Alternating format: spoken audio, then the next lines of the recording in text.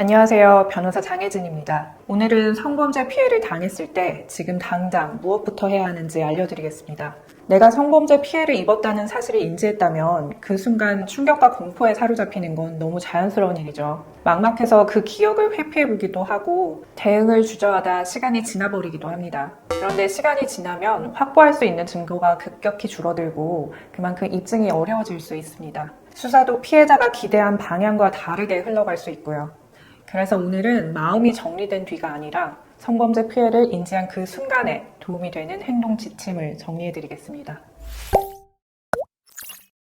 첫 번째, 피해를 인지한 즉시 112 신고부터 하셔야 합니다. 성범죄 사건을 진행하다 보면 범행 이후 시간이 꽤 지난 뒤에 신고가 이루어지는 경우가 있습니다. 이런 사건은 수사기관이 처음부터 사실관계를 엄격하게 보거나 증거 부족 때문에 혐의 입증이 어려워지는 경우가 많습니다. 피해를 인지하고도 시간이 흐른 뒤 신고가 이루어지면 수사기관이나 재판부 입장에서는 시간이 한참 지난 지금 신고한 이유가 무엇인가, 혹시 다른 사정이 개입된 건 아닌가 같은 불필요한 의심을 가질 가능성이 커지는 거죠. 따라서 성범죄 피해를 인지한 즉시 바로 112에 신고하셔야 합니다. 두 번째, 조속히 해바라기 센터에 방문해 증거를 채취하셔야 합니다. 피해자 신체에 남아있을 수 있는 가해자의 정액, 타액 등을 가능한 한 빨리 채취해서 증거로 남겨야 합니다. 그리고 피해 당시 입었던 겉옷과 속옷은 그대로 보존하시고 가능하면 씻지 않은 상태로 해바라기 센터에 가셔야 합니다. 성범죄는 대부분 목격자가 없거나 CCTV가 없는 상황에서 발생하거든요.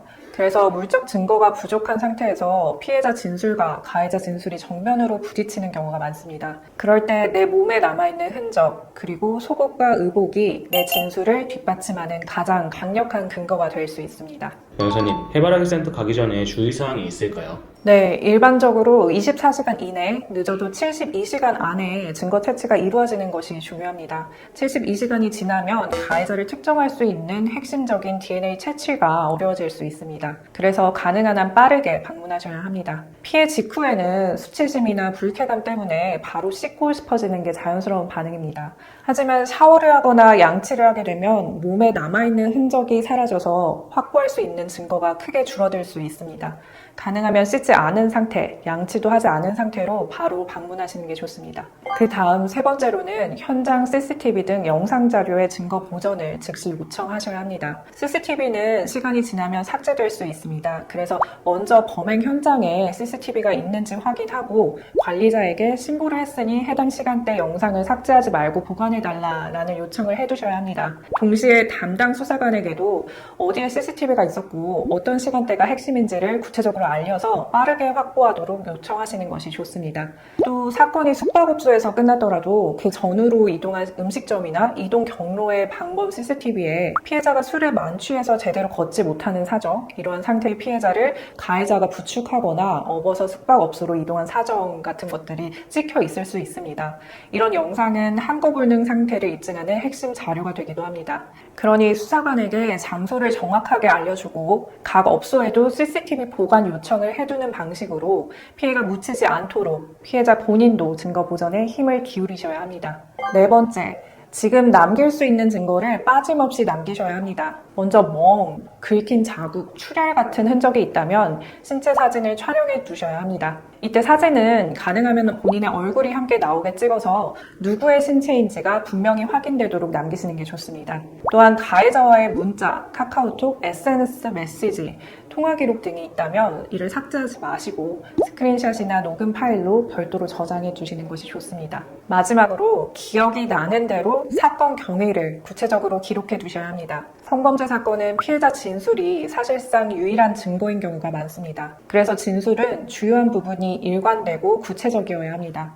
그런데 피해 직후에는 충격 때문에 기억이 끊기거나 단편적으로만 떠오르는 경우가 많습니다.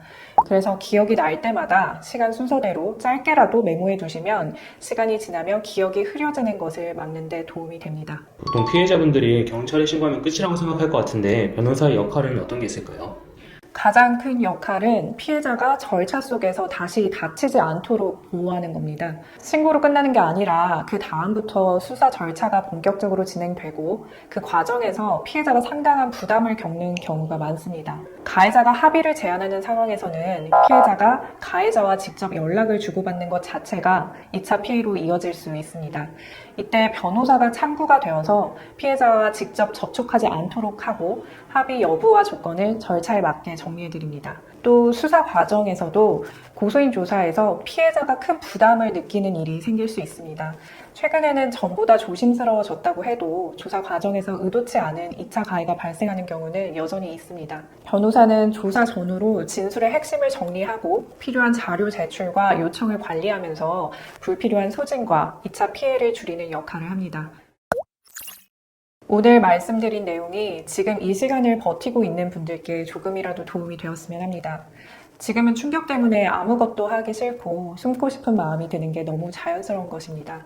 하지만 이 고통을 혼자 견디면서 모든 걸 감당하실 필요는 없습니다. 필요하시면 상담을 통해 현재 상황에 맞는 대응 순서를 논의하고 함께 이겨내는 시간이 될 수 있도록 돕겠습니다. 감사합니다.